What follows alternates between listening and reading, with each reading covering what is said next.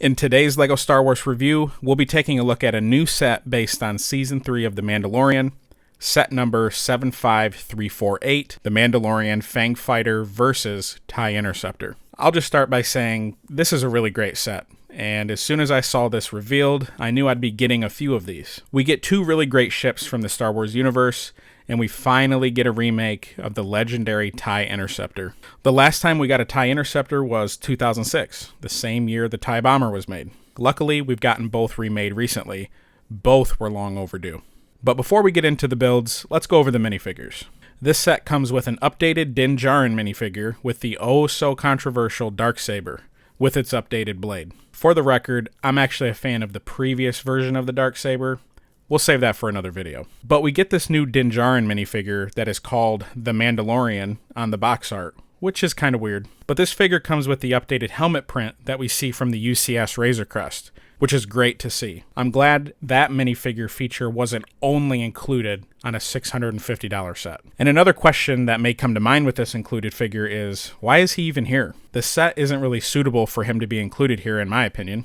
This feels more of LEGO's attempt to appease the fans to get this new Darksaber blade in customers' hands. It just seems very out of place here. Another Mandalorian of some kind, or maybe even a new Moff Gideon, would have made a little more sense. But we do get another Mandalorian minifigure in this set, which is the Mandalorian Fleet Commander, which we see in episodes of Season 3 of The Mandalorian show. This is a great inclusion. The figure looks great with the amount of detail included. Arm printing would have taken this figure over the top in quality and care, but the color and combination of the body, the helmet, and even the hand pieces, this is a really great looking minifigure. The Fleet Commander fig includes very nice back printing that is appropriately covered by the included jetpack accessory. This also includes a gear pack containing visors and antennas, which are only for the Fleet Commander. This figure also includes a hairpiece to match the character's appearance in the show. Again, overall, this is a great minifigure to include.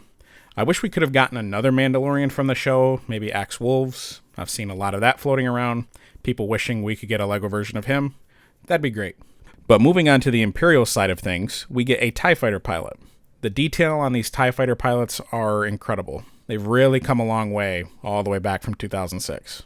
But that's to be expected, I suppose. The headpiece under the helmet is a female character, so we're continuing to see LEGO's diversity in Star Wars sets, like we've seen in the recent Snowtrooper Battle Pack, Hoth minifigure accessory pack, the TIE Bomber set, and many more. So that's good if you care about that. And saving the best for last, well, not really, an Imperial astromech droid, R2-E6.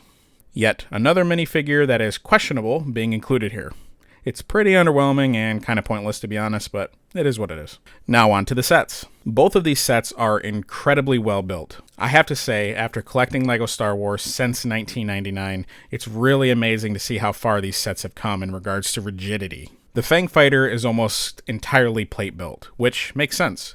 But considering how many non-plate pieces are found in the Tie Interceptor of this set, I found it pretty impressive for some reason. Being plate built means the more layers of plates, the stronger the set is going to be, and strong it certainly is. You can see the engine detail here at the back of the ship, with the trans blue pieces representing the ship's thrusters. This is very well built and very solid. But before we take a look at the cockpit, the only real flimsy part of this ship are the blaster cannons on each side of the cockpit. I understand why they're built the way they are, but they are subject to fall off because they aren't really connected to the ship very well, really only by these two studs here. Oh, and I almost forgot, spring-loaded missiles at the bottom of the ship. Critical, of course, for a playset to have these. Now, onto the cockpit.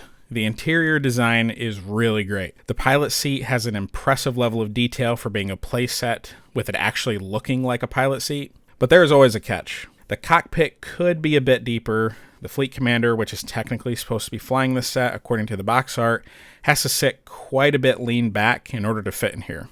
And on top of that, the antenna on his helmet also stops the cockpit from closing. Now the antenna problem isn't really that surprising. We've been dealing with this for a while now. But just me personally, I wish it was a plate or two deeper so the pilot could sit a bit straighter up, but it's not a deal breaker. Located at the nose of the ship is this little storage area which is designed to hold the Fleet Commander's blaster pistol and two included thermal detonators. Why are these included in the set again? Am I missing something? Anyways, overall, the Fang Fighter is a great Mandalorian themed set. The color scheme is good. It looks pretty accurate to what we see in universe from what I can tell. And for the most part, it's a very solid build. Now, on to the juggernaut of this set, the Imperial Tie Interceptor. This is a set that has been long overdue. I'm honestly surprised it took LEGO this long to remake this Imperial ship, but nevertheless, I'm glad it's here. This is a very well-built set as well. It utilizes several brick pieces and Technic pieces, which make it hold together very well. Now, one thing I will mention just off the bat here, I've noticed in a few other videos about this set, people are having a hard time pushing these Technic pieces in all the way. So what ends up happening is the top of each wing will be a little uneven or slanted down or up. So keep an eye out for that if you're building this set. We see a pretty run-of-the-mill TIE Fighter cockpit build from what I can tell, but at the same time, I feel like LEGO is always changing something about these sets. They're making basically the same TIE Fighter, or at least the same type of fighter, yet they seem to always come up with a better way of doing it. The TIE Interceptor's cockpit opens from two different sides, which allow for great access to place a TIE Fighter pilot inside. Both the front and top access points are connected to the set very well. Inside of the cockpit looks great, with just the right amount of detail, and the outside of the front of the Interceptor takes advantage of these LEGO wheel well pieces, which make for a solid seal of that windshield piece. Since this is a TIE Interceptor, the blasters are located at the front of each wingtip, utilizing these lightsaber hilts that are standard flat light bluish gray in color. And of course, I almost missed it, spring-loaded missiles, everyone's favorite. Just kidding. Long live flick-fire missiles. This is a pretty large TIE Interceptor when comparing to the other TIE Fighter and TIE Bomber available right now. We'll cover that in another video as well. But I think it's good sized for this set. I think some sets can be smaller, more compact, and still maintain all of the detail that they need, like the 2020 TIE Fighter, but this set can't really be made any smaller in my opinion. If we were to make this any smaller, I think it would look kind of funky, and we'd lose some of that detail found on this model. Overall, this Mandalorian Fang Fighter versus TIE Interceptor set may go down as one of the best play sets we've gotten from LEGO Star Wars. For $100, you get two really great army buildable ships and 4 minifigures. One that is really great, one that is okay but kind of confusing and controversial with that darksaber, and 2 that are just run-of-the-mill minifigures. But all of this tied up into one package makes for a really great set to buy in 2023 and beyond.